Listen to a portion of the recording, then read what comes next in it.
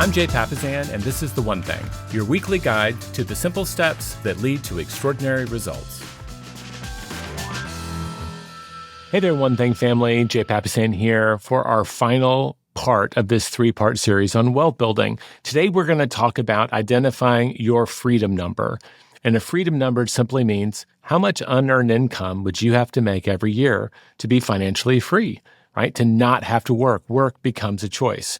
Now, the reason this is important is I've coached and I've helped and I've mentored lots and lots of people on this journey, so has my wife. And so many people out there, they may have some really good wealth building habits. They may have a pretty good understanding of how investments work, but a lot of times their expectations for what they want in their financial future and how they're behaving today just are not lined up. And one of the big gaps is that they aren't really, really clear on where they're going. Now, to make a map, right, between any two places, you need a few data points. And in the world of financial freedom, you need three. Financially, where are you today? Where do you ultimately financially want to be, which will be your freedom number? And how long do you have to get there? You have the where am I today and where do I want to go? Fundamentally, you can draw a map between anywhere, and because we're talking about investing, we want to talk about time as well. The biggest lever on your money's growth will be time, because time doesn't cost you anything but time. Otherwise, you have to more aggressively work your money or put more money to work. Time is the master of all of those, so if you're a younger person listening to this, kudos to you. I wish I'd learned this before I was 30. We started a little late, but we did pretty well. If you're a little later in life and you're like, man, I know a lot, but I'm not super clear about this future freedom number. I haven't really dialed it in. It's not too late for you either. Now, most people have vague ideas. That's okay. They have dreams. How do we dial that stuff in a little bit more clearly? That's our goal today. Now, I want to say this one more time. I've said it in each of these three episodes. I am a journeyer, just like you. I've helped write 3 books on investing. They've done very well. I've been invited to speak on it in places like Google and other places. I feel very confident about the things that I talk about. At the same time, I am not a licensed financial planner. I'm not a CPA, and I'm not an attorney. So even though I'm not going to go anywhere close to those ideas, I just want to say right up front, that's not the advice I'm giving you. Our goal, like in all the books that Gary and I write, can we provide you perspective? Can we give you principles? Can we give you models? Those are the practical building blocks that we need to make great decisions. Gary defines leadership as teaching people how to think so they can do what they need to do when they need to do it, so they get what they want when they want it. It's a long way of saying teaching people how to think. The goal of these 3 podcasts on building wealth is to hopefully help teach you how to think about your money, how it's made and how you invest it and how you spend it and how you save it so that you can get where you need to go. That's the goal here, a little bit of financial literacy and leadership for your life. Now, why are we here? I said this in all 3 episodes. We're here to build financial wealth, which we define as having the unearned income so that you can fulfill your mission in life without having to work.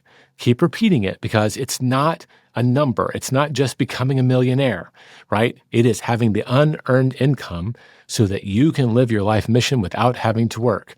And I say this every time because I love my job. I love my work. Just not having to work does not mean that you are unemployed. It means that work is a choice. If you today are working somewhere that doesn't share your values, that you don't love, wouldn't you love it someday to have the unearned income so that you could quit that job and go do something you truly loved, that you wouldn't have to work just to put food on the table, gas in the tank, or pay for that mortgage or your rent? That's the goal. That's what we want.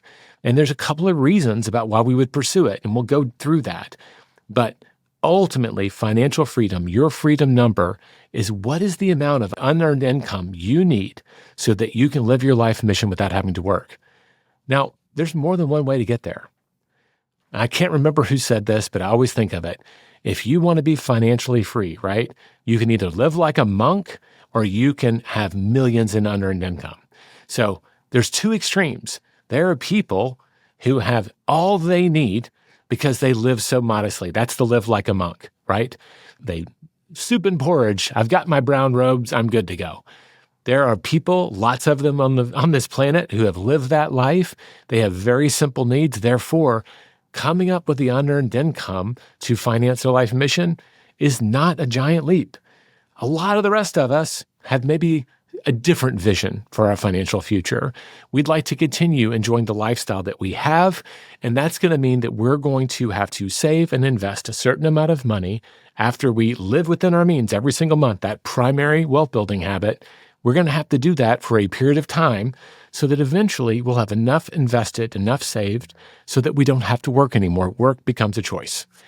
A big lever on this journey is going to be your big why. And I've mentioned this in earlier episodes. Of the hundreds and hundreds of folks that I've worked with on a really personal level, I always start by asking the question, why do you want to be financially wealthy? Why are you seeking financial freedom? And all their answers come down to kind of basically two categories. I'm either wanting security, I want to be free from the worry around money, or I want to be free. I want to have more choices in my life. Security or freedom tend to be the two baseline answers if you dial and you look under the hood and you peel the onion on everybody's very specific thing. And over time on this journey, if someone becomes more and more confident of their ability to retain and build wealth, then the security tends to move towards freedom. So it's one of the reasons we're calling this your freedom number, because by the time we're getting there, that's usually the principal thing. I want more choices for my life, for my family, for my loved ones.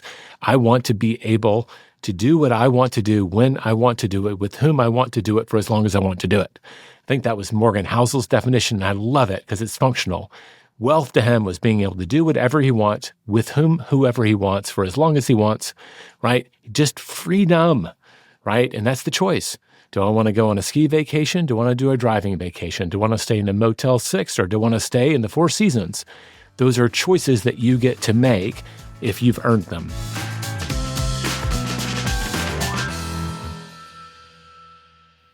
Okay, let's get to the nitty-gritty. Last week, hopefully you did the homework. If you hadn't already been doing it, at least once, you figured out what your net worth was. You got our worksheet at theonething.com/net worth, and you figured out what are all the assets that I own and how much are they worth? What is all the debt that I have, the liabilities, and you added those up. And you put them together, and at the end of the day, there's either a positive or a negative number. Either you have assets that are worth more than your debt, or debt that is worth more than your assets. Either way, you know where you're starting. As I mentioned in the very first episode, Wendy and I started the very first time we checked, after both of us working professionally for 10 years, $2,200. If you sold everything in our world and paid off our debt, $2,200, and some Target furniture we didn't count, right? So not a lot, but a positive number. Wherever you are, that's it. We also need to ask the question, when do I want to be financially free? This is kind of the distance marker if we were doing a map. I'm at point A. I want to get to point B, and we'll define that in a second. How long am I giving myself? Now, people think about this a lot of ways. I know people who have said, I want to be a millionaire by the time I'm 30, right? A very aggressive, fast goal. They have this idea of what it means to be a millionaire, and they want to get there fast. The vast majority of people are thinking about some form of retirement. And for them, that might begin in their 50s, but I think the big meaty center here is most people are planning backwards from sometime between age 65 and 72, right? That's that kind of window where a lot of people start thinking if they've done the work before, they can either go part-time or give up their day job and, quote, ease into retirement. What do I have to do to get to that window, whenever it is for you, so that I can live the lifestyle that I want then? On the low end, a monk, or something really ambitious on the other. How long do you have? So you're going to have to stop and think, how old are you? I don't know. I'm sitting here on the other side of this microphone at age 55. My wife and I were planning backwards from our late 60s. We hit our number much earlier than that. I feel very fortunate, but we also did a lot of hard work to get there. So it might not take as long as you imagine. That was the case for us. If you do the right things and maybe get a little luck or avoid bad luck, you might get there faster. How many years do you have? That's a number. If you've got your phone and you're not driving or something, or just think about it in your head, just put it out there. I want to be financially free by the time I'm or we're at the age blank. Fill in the blank there. You need to know that. Now, remember, the longer the runway, the more ambitious you can be. I shared these numbers earlier. If you take $22,000 and $22,250 and you invest it at a rate of return of 10%, it'll grow 10% every year, that'll turn into $1 million in 40 years. That's a long runway, right? That's someone who's 25 thinking about when they're 65. What if you're older than that? What if I've only got 15 years? Well, that same money, $22,250, invested at 10%, which would be like really good long-term stock returns, right? If you only go 15 years, guess how much that is?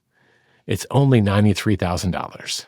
So it's less than 10% of what you would get with the same terms for 40 years. Every year, that compounding gets bigger. If you remember, like compounding is not linear, right? It's not 101, 102, 103. You go to 100, and depending on how fast it's growing and doubling, it goes from 100 to 200 in this many years, and from 200 to 400, and then 400 to 800, and 800 to 1600. You see how that goes. There's a doubling that happens depending on how fast your money is growing. Could take you 10 years to double, or it could take you 3 years, depending on how aggressively your money is working. So we've got to figure out that timeline, because that will determine how hard our money has to work based on where we are and where we want to go. So easy enough, write it down, mentally capture it. Okay, how much do you want? This is a giant question, folks. What's your freedom number? What do you want your lifestyle to be? And so I'm going to break it down. In the book, we've got a graph where we talk about 3 kinds of goals. There's doable goals, there's stretch goals, and there's possibilities goals. And we kind of advocate people push for possibilities. We're talking finances here, and I mentioned it in the first episode. Sometimes with all the baggage we've accumulated around money and debt and maybe some bad decisions in our past, some people who start out thinking really big, well, it'll just shut them down. They're trying to think bigger than they're currently able to, and they look up and they go, I'm just dreaming here. And then they don't do the things. So I will give you permission. I hope that you will stretch or you'll go to possibilities. But if you're in that place where your confidence in yourself and your financial decisions is not particularly high, maybe you start with doable, because here's the deal. You can let your ambitions grow over time with your confidence and your knowledge. So what does it look like to kind of identify your freedom number in that doable category? A lot of financial advisors would say, when we're older in retirement, we don't need exactly as much money as we need today to live our lives. And so a lot of the calculators, if you look under the hood, they're assuming that if you get 80% of your current income, right? If you made $100,000 as a family, if you had $80,000 in retirement, because maybe your car's paid off, or you don't need 2 cars, and you're not paying for college, and you're not paying for braces with the kids and orthodontics, and you're not doing all of those things, and you're in your forever house. You traded up years ago, so you don't have those other expenses. So 80% of your current income would be a very traditional way of thinking about it. So if you know how much you earned last year, what your current lifestyle is, and that's sufficient for you, and that's a great place to start, then just put that number into the calculator on your phone and multiply it times 0.8. That'll give you 80%. So that's your doable financial freedom number. What if we want to stretch that? And I run into a lot of folks, and stretching can be a big stretch or a little stretch, but they say, I just don't want to live just as well as I'm living today. I aspire for more. And if I'm going to work all of that time, don't I deserve to have more? I get it. I'm kind of in that category too. Why not?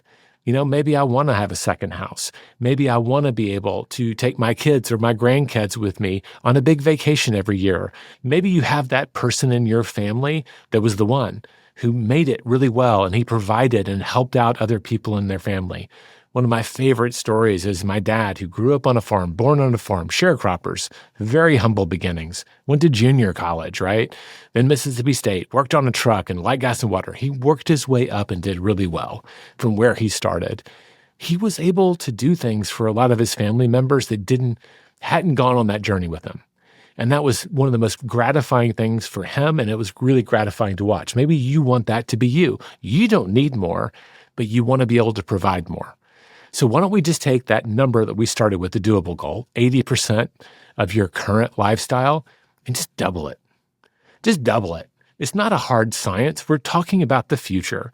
Let's paint a big target. If you thought that maybe you needed $80,000 a year to live on to match your current lifestyle, then let's aim for 160. What would that look like if we had $160,000 coming from all of our investments to live on without having to work? Pretty sweet for most people, I can tell you. Other people, that's still not enough. So there's a third category that we're going to go into.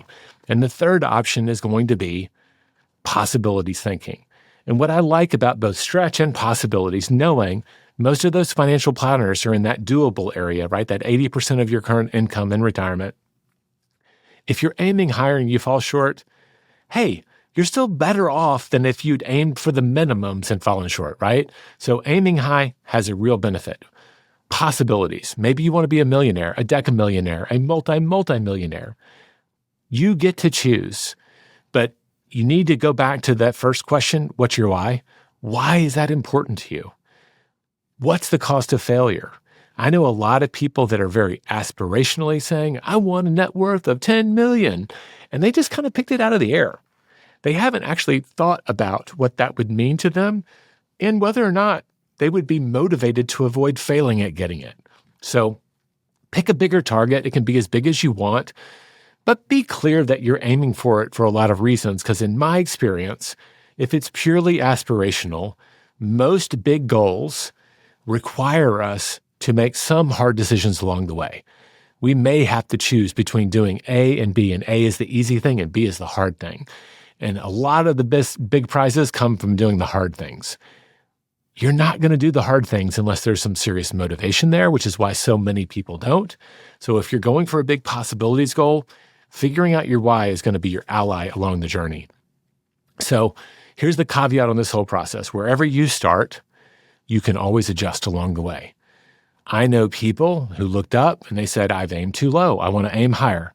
I now have confidence and I believe I can make this happen faster and bigger. And I have really come into clarity around why I want to make that journey. My wife and I, at one point, I can remember my wife saying, why don't we just go small? We've got enough. Let's just stop. And we literally had a moment where we were thinking like, how do we level off this plane? We don't want to increase our altitude anymore. Because maybe it was a little scary at that moment, or maybe it was like feeling like work because we'd been doing all the hard things and we didn't want to do the hard things. But we sat down and we looked at our values and we figured out exactly why we wanted to continue on the journey and how far and how much. And once we got clear, right, and I think that was that half habit we talked about last week of kind of revisiting and revising along the way, we got clarity and we're able to paint a path forward. Know that you can always do that. You can raise your goal, you can lower your goal, you can keep your goal, but this is a starting point. Last week, you figured out where you were, what your current net worth was. I'm going to walk you through the math of how to take this target of income and flip it into net worth and vice versa before we go to the break. But now we have the time, we have all three of the data points we need to paint your map. So let's walk through a little bit. I'll give you my journey and then I'll walk you through the math and then we'll take a break. Wendy and I started wanting to be net worth millionaires and unearned income of $75,000. We were young. I couldn't imagine not working. I was like, even if I'm waiting tables or bartending or working in a bookstore, if we didn't have debt and we had 75 grand, I thought we would be amazing. And we had this goal of the net worth, but we didn't connect all the dots on what that meant. Later on, as our ambitions grew, we set our sights on what would it look like for us to build an investment portfolio that yielded $500,000 a year. And then at some point in the future, because we've been doing this, remember, since 2002 is the first time we started this process. And around 2003 or 4, we made the commitment to really go all in as investors. Long time on this journey, we raised our sights again, but we had our reasons. So how does unearned income show up when you have all of these different things you're doing with your money? So I'm going to walk you through something called the 4% rule. And this was huge for us because in the beginning, it was very complicated. I was like, well, you've got your stocks, and I've got some that if I sell them, I have to pay taxes. And I've got some that if I sell them, I won't pay taxes. And I've got maybe a mutual fund over here and a Roth over there and this and that, a rental property. And you look at all of these different things and it felt very complex. The way we got to a simple but conservative measure is the 4% rule. So there was a researcher in 1994, the first time this came out. His name was William Bengen. It was later repeated and validated by researchers at Trinity University in 1998. They did a long study.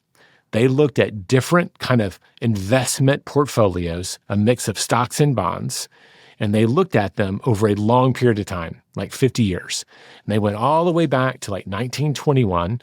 And then we go, let's look at 1921 to 1971, and then 1922 to 1972. Like they just went year by year, and they looked at all of these different portfolios in real time, like what had historically happened. And what they figured out is that with the right balance of stocks and bonds, I think it was 60-40, that if you invested in the market, that if you only in retirement drew down 4% of the total value, it was 95% likely that you would not run out of money for 30 plus years. So the idea is if I've got my investments out there, I can draw down 4% per year from whatever my total amount is, and that's what I have to live on. And if I'm doing that at just 4%, my principal is still growing. It's there. That's the money that's still left over, and it's going to outpace that and inflation. So that's the 4% rule. So if you had $1 million in retirement savings, 4% of that would be $40,000. That's a healthy thing to kind of record in your mind. For every $1 million I've got invested at the end, if it was just stocks and bonds, I could pull down $40,000 for every million, live on that without worrying that I'm going to run out of money before I die. And that's 30 plus years. If you're starting at age 65, man, I hope I live long enough to run out of money in playing that game. That means I'm getting way up in my 90s, maybe in my hundreds. It's a great problem to have. And I'm sure by the time you got there, you'd figure it out too, right? So that basically means you got enough. You got enough. So 4% is the number. I've since seen research. Some people would say, oh, I'm more conservative. It's 3.5%. I've also seen compelling arguments that it could be 5%. I'm just going right there in the middle of the original research. It's very handy. For every $1 million, right, in your future investment, that's your net worth. Call it all the things you own. 4% of that you could draw down without worrying about running out of money. So $40,000 for every $1 million. So we can make a goal of a net worth that 4% of that number would be what our freedom number is, that income, that $80,000 or $160,000, or maybe it's $500,000 you want a year. That's one way to do it. Kind of a simple method is also, hey, I want to have X amount of income, right? I want to have $40,000 a year. What net worth would I have to accumulate? Just multiply the income you want by the number 25. 40,000 times 25, guess what? It equals $1 million.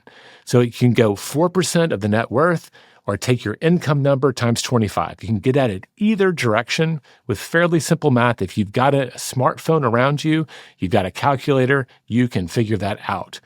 Those are really important ideas for you because we have where we are today, whatever your number is. We started at 2,200. How long do you have? And now the goal number. And if you can record those numbers, maybe you have to pause, maybe when you get home, or just keep them in your head, or you'll do this math when you get home because you're going to download the worksheet. We'll have these worksheets at the one thing with the number one, thing.com/freedom number. We'll have a worksheet to walk you through all of this. So if you just want to listen and do that later, we're good to go. So you now know how the math works, and you understand that you've got this distant goal of all of your investment portfolio, and you can live on about 4% of that, and that would be your freedom number. We now can do the math. The question I get a lot right now is, hey, but didn't you talk to us about active lending and active ownership, real estate and businesses? In my experience and in my studies, when I look at investment real estate or active lending or active ownership of business, when those perform well, they will yield more cash flow in addition to appreciation, right? Rental properties throw off cash flow, net operating income if you're in that commercial lingo, and you can expect a certain amount of appreciation.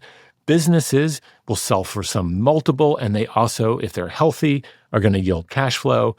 Those are things that I think I just put them all in the same bucket with 4%.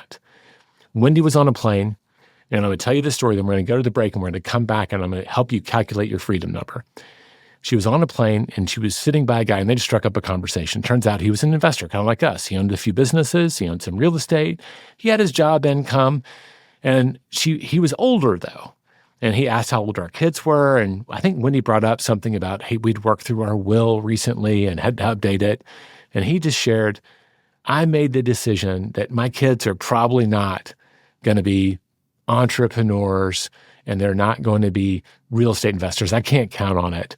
So I've got it worked out that upon my death or before my death, I'm going to take all of these other exotic things that I do and put them into kind of a traditional portfolio. Because if it's all in stocks and bonds and municipal bonds or whatever else, it just feels like safe stuff. There are lots and lots of advisors that can help them. And that was something that we socked away. So don't get overly concerned about detailing this out.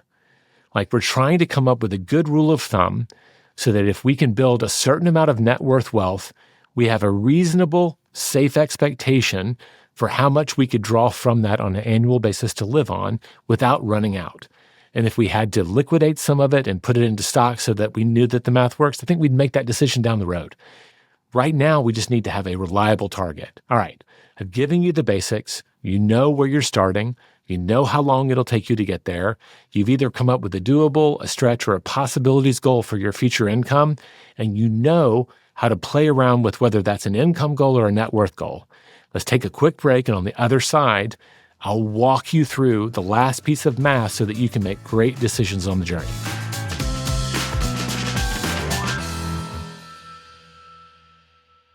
Okay, welcome back, folks. We've got all the pieces together. Now, how do we do the math? And I'm an English-French major, and I started looking up and saying, wow, how do I do this? If I've got $22,000 and I want to grow it to $1 million and I've got 40 years, how do I back out the rate of return? If you Google that, you're going to get a very hardcore, serious kind of formula where you have to do not the square root, but like the 40th root of a number. And I had to Google how to do that. Okay, so it was very, very complex. So yes, you can follow that formula. I'm going to give you the easy hack. You can use the free version of ChatGPT, and it will do all of this for you. And I'm going to walk you through the prompts, and we're going to have those in the worksheets for you. But what we want to do now, based on where we are, where we need to go, that freedom number, and how long we're giving ourselves to get there, we've got to figure out how hard our money has to work in between. This is getting back to the core problem I'm wanting to solve with this episode in this series. So many people have a fairly vivid dream of their freedom number, what they want that retirement to look like, and they know where they are today, and they know how long they have to get there. But the investment choices they're making along the way are not sufficient to get them there. Because the math is complex, because not everyone has a financial advisor that can help them with their particular strategy, whether it's just a straight up traditional investment or you're doing loans and real estate and businesses. How do I figure out how hard my money has to work so I know if I'm on track or not? So here is the prompt that I worked out. It's fairly simple and it works. What annual rate of return is needed for an initial investment of blank to grow to blank over blank years, assuming compound growth? This is going to be in the show notes. It'll be in our little worksheet. What is the annual rate of return needed for an investment of, use $22,250 to grow to blank, or 1 million in our example, over blank years, 40 in our example, assuming compound growth? The little dots will spin. Lots of little hamsters will work in some AI machine around the world. I don't know how it works, but it'll spit back the answer. And the answer in that case is 10%. That's how that works. That's a complex math thing to get out. But now you know, if I had 40 years and this is how much I have to invest, I have to invest it in a vehicle that I believe will yield about 10%. Now, 10%, that's in the range for most traditional stocks.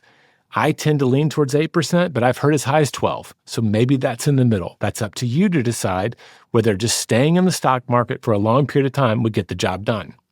Now, what if you know that what you have today is not all you'll have?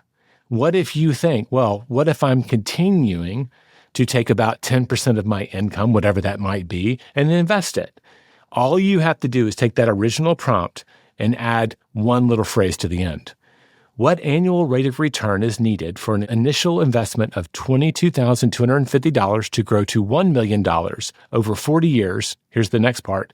Assuming compound growth and I invest an additional $6,000 each year.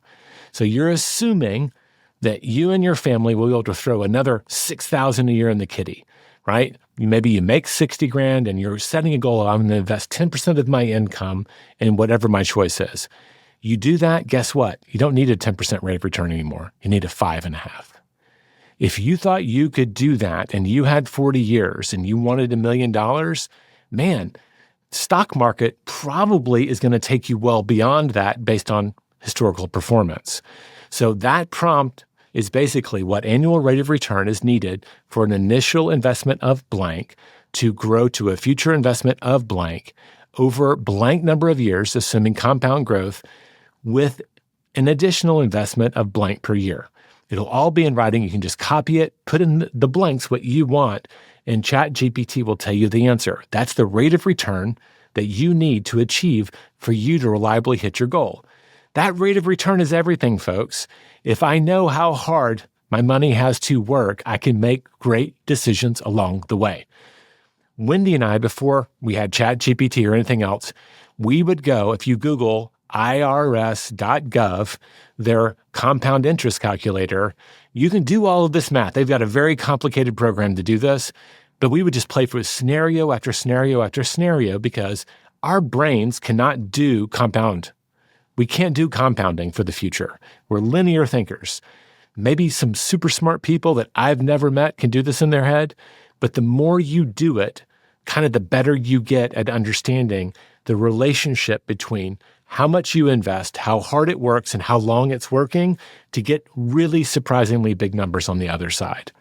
So that's a big piece.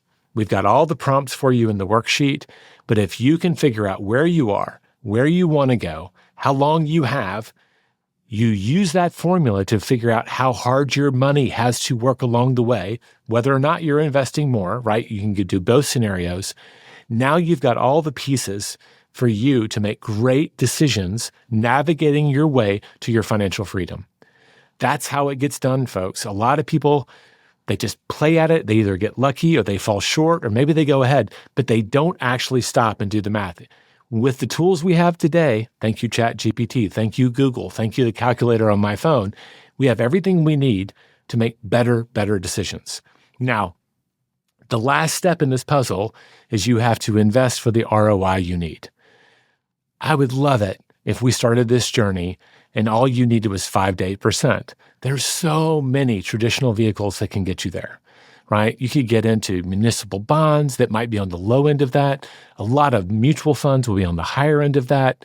You might have to go into more individual stock, but all of this stuff is very mainstream. There's so much reliable information out there to do it. If you're a little later in life or you have bigger plans, you may then have to move into more active lending and active ownership investments. Can you make loans to people? Can you start being the bank because you've saved up enough money you can loan it? You are taking the risk, but now you can secure it against the house they're flipping and get a higher rate of return and make that money work. Maybe you're going to buy the real estate. Maybe you're going to buy a business or grow a business. Those are the places where that rate of return happens faster and you can track it over time.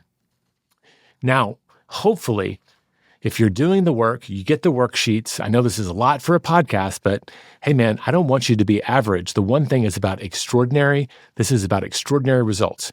These are as simple as I know how to make it to give you the information you need to go from where you are to where you hope to go financially, your freedom number, and the amount of time that you want to get there.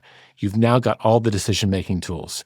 You back out how hard your money has to work, and now you're making informed decisions. If you're working with a realtor, with a business broker, with an investment advisor, you can say, hey, I need my money to compound at this rate. Do we feel like where we're putting our money is going to get us there? If you don't want to be the expert, you can hire them for the journey, but now you know how to hold them accountable to the results you need.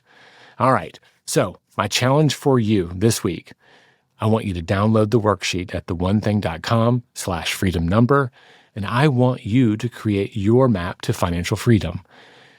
If you're like me, an English French major, some of this math sounds scary. I've given you all the cheat codes, right? I've given you the formulas. They're in the worksheet. Just punch them into your Google, punch them into your ChatGPT, and the smart AI bots will do the math for you. You don't actually have to do it. You just have to know the inputs to get the outputs you need. Go figure out your map to financial freedom so that you can start navigating your finances in a way that will reliably get you from where you are to where you want to be.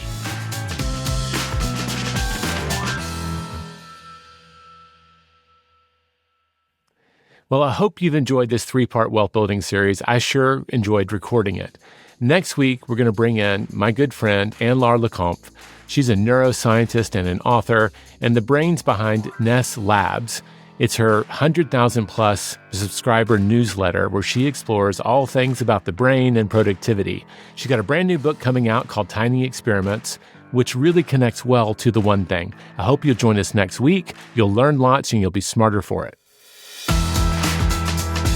Any text or materials generated by artificial intelligence, AI, should be reviewed for accuracy and reliability as there may be errors, omissions, or inaccuracies. This podcast is for general informational purposes only. The views, thoughts, and opinions of the guest represent those of the guest and not KWRI and its affiliates, and should not be construed as financial, economic, legal, tax, or other advice. This podcast is provided without any warranty or guarantee of its accuracy, completeness, timeliness, or results from using the information.